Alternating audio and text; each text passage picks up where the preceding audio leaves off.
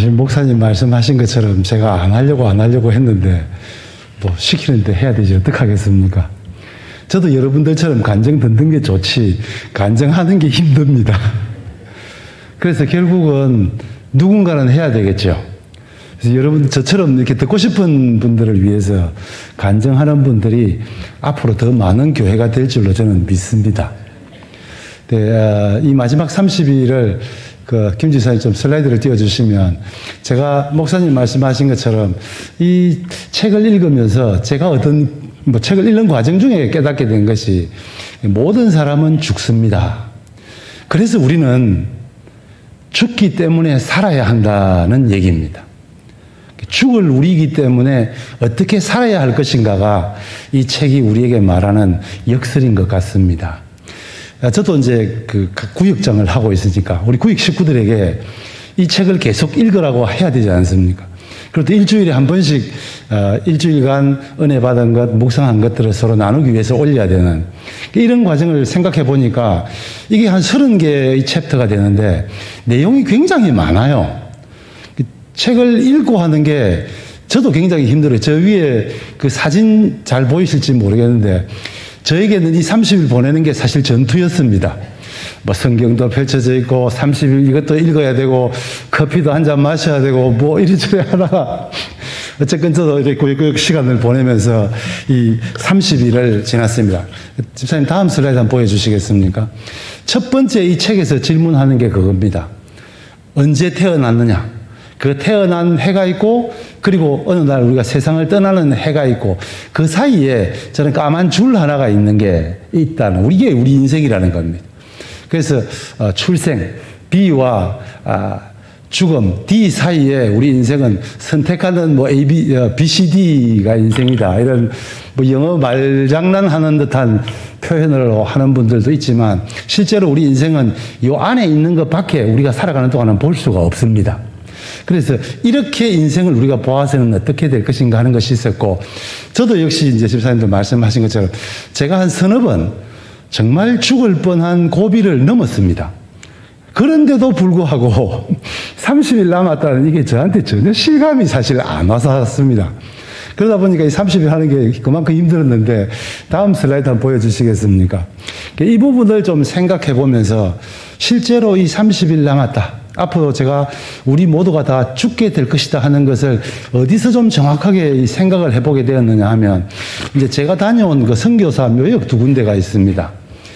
왼쪽에 보면 지금 영어로 거기 루비 캔드릭이라고 하는 저 여자 선교사님은 1883년에 출생하셔서 1908년에 세상을 떠났는데 이분은 25세 된 캐나다의 선교사로서 그 서울에 지금 그 한 묘지가 있습니다. 그리고 그 가운데 있는 묘지는 헐벗 박사님이라는 분인데 저분은 한국인의 친구 또 그리고 비전의 사람이라는 묘비명이 새겨져 있는데 고종 말기에 한국에 오셔서 복음을 전하고 또 우리 한국의 그 외세의 침략에 대항해서 한국을 도와주다가 일제에 의해서 추방되었다가 다시 이제 한국에 오셔서 일주일 만에 한국에서 그냥 세상을 떠나셨고 한국에 묻히고 싶으셔서 서울 이렇게 묘지가 있습니다. 저분은 지금 우리가 쓰는 이 한글 공부를 열심히 하셔가지고 한글 띄어쓰기를 도입한 그런 훌륭한 분이신데 이런 분들이 삶의 흔적을 보면 저렇게 보여 남아 있다는 겁니다.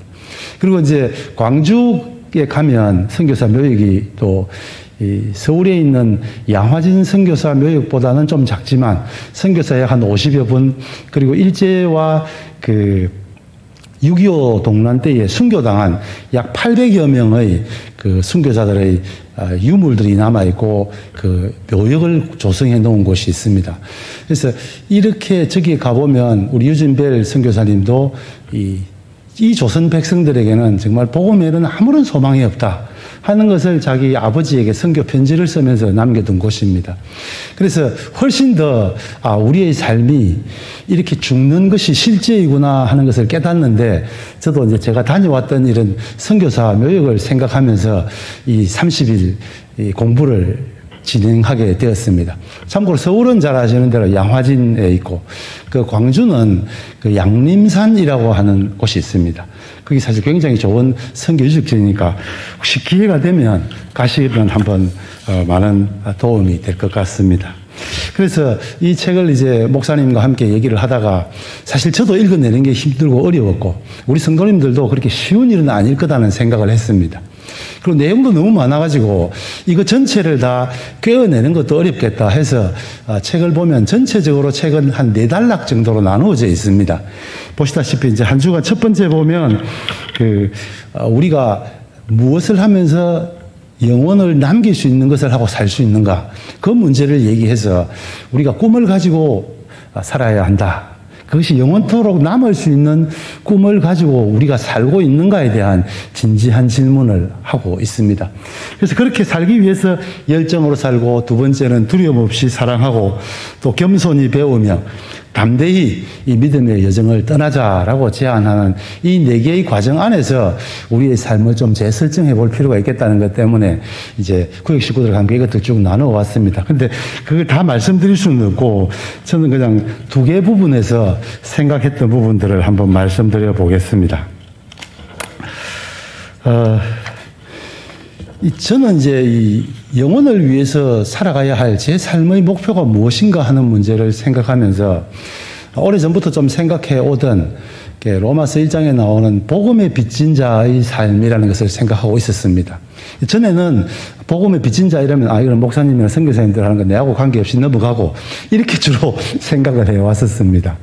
그래서 얼마 전부터 이게 복음의 빚진 자라는 이 얘기는 사실 모든 예수님을 따르는 제자들에게 주시는 하나님의 말씀인 것을 그냥 제 생각대로 이건 뭐 나하고는 해당 없는 것 같다. 나는 적당히 그냥 내가 믿는 삶을 살면 되겠다. 내 열심히 신앙생활 잘하면 되지. 이런 생각을 한 것을 하나님께서 좀 깨우치게 해 주셨습니다.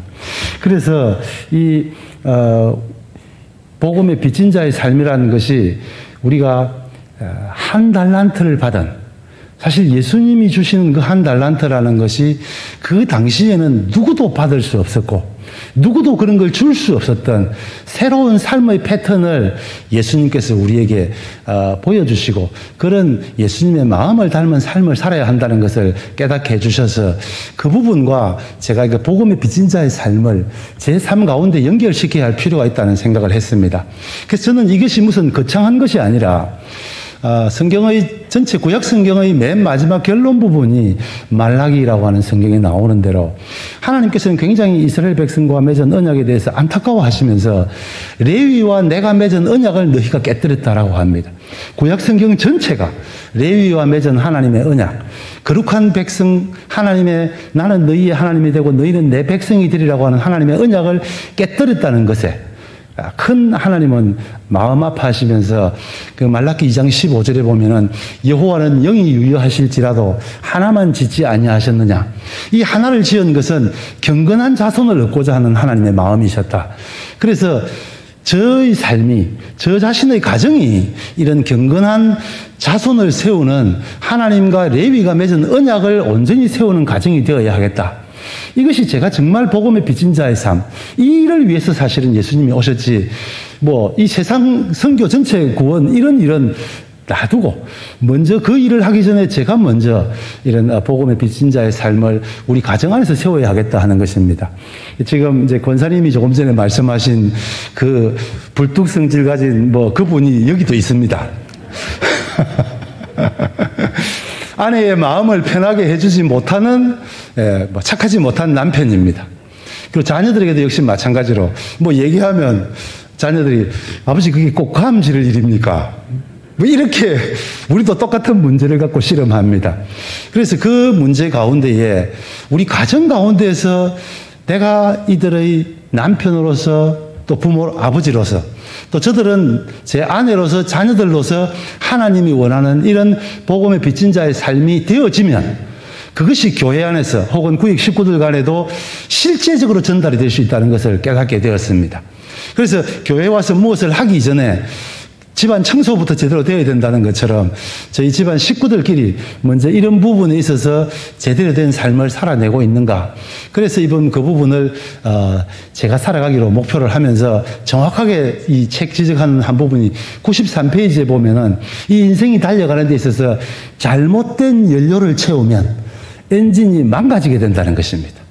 그래서 우리 인생에 있어서 우리 삶의 목표를, 꿈을 제대로 잘못 설정하면 이게 우리 인생이 제대로 안 굴러간다는 겁니다. 그래서 저도 이제 우리 가정을 온전히 믿음으로 세우는 이 일이 참으로 중요한 제게 주어진 하나님께서 저를 통하여 이루시기를 원하시는 부분이다 하는 것을 생각하게 되었습니다. 그리고 이제 세 번째 주에 간 큰 도전을 한번 보게 되는 부분은 뭐 우리가 잘 아는 본문이지만 사도행전 27장에 보면 사도 바울이 기도 안 하고 선교하러 가는 분도 아니고, 그리고 가는 일이 뭐 로마의 콜로세움 유적지 감상하러 가는 것도 아니고, 로마에 복음 전하러 가기 위해서 가는 그 길에 하나님은 왜 유라굴로라고 하는 그런 광풍을 불어 닥치게 하는가 하는 것입니다. 이게 우리 인생을 하나님께서는 우리가 살아가는 이 과정이 출생부터 죽음까지 있는 이 사이의 과정을 하나님은 우리로 하여금 훈련의 과정이라는 것으로 보내셨다는 거예요. 그래서 광야의 훈련의 삶을 하나님께서 우리로 하여금 살게 하기 위해서 이 땅에 보내신 것이기 때문에 우리가 기도하고 일하고 애써도 안 되는 일들이 너무 많다는 겁니다. 그것은 우리가 잘못 구한 것도 많이 있겠지만 근본적으로 하나님께서는 우리를 사망의 엄침한 골짜기로 다닐지라도 해를 두려워하지 않는 하나님을 신뢰하는 법을 배우라고 우리에게 주신 것이라는 생각을 하게 됩니다. 저도 살면서 많은 어려움을 겪게 되지 않겠습니까? 그 많은 어려움 가운데 하나님께서 깨닫게 하신 것이 유라굴로 광풍이 불어올 때에 우리가 유라굴로 광풍을 향하여 유라굴라 광풍 너보다 더 크신 하나님이 나와 함께 계시다는 이 선언을 하나님은 하시기를 원하신다는 것입니다. 제가 생각할 때에 저도 뭘 많은 걸 잘해가지고 뭐 많은 걸 가지고 할 수 있는 많은 것들을 가지고 이 세상 가운데 나가면 사람들이 너가 믿는 예수를 내가 알겠다 이렇게 생각하며 살았던 젊은 시절이 있습니다. 지금 생각해보니까 하나님은 그런 것이 아니라 아무것도 할 수 없을 것 같은, 그리고 네 인생을 완전히 덮쳐 삼킬 것 같은 유라굴라와 같은 강풍이 물어 닥칠 때라도 너는 하나님을 신뢰하고 유라굴라 강풍보다 더 큰 하나님이 너와 함께 계시다는 믿음의 삶을 그들에게 보여줄 수 있는가? 그걸 통해서 하나님은 제 삶을 통해서 영광을 받으시겠다고 말씀하시는 것을 또 더 깊이 이번 기회를 통해서 깨닫게 되었습니다. 그래서 집사님 마지막 슬라이드 한번 보여주시겠습니까? 우리 목사님께서 그간 한 5주간 계속해서 다음 슬라이드 없습니까? 보여주신 것이 유언에 대해서 말씀을 해주셨습니다. 그래서 저 출생, 이 버스라고 하는 것 이전에 비포의 인생이 우리에게 사실은 있었습니다.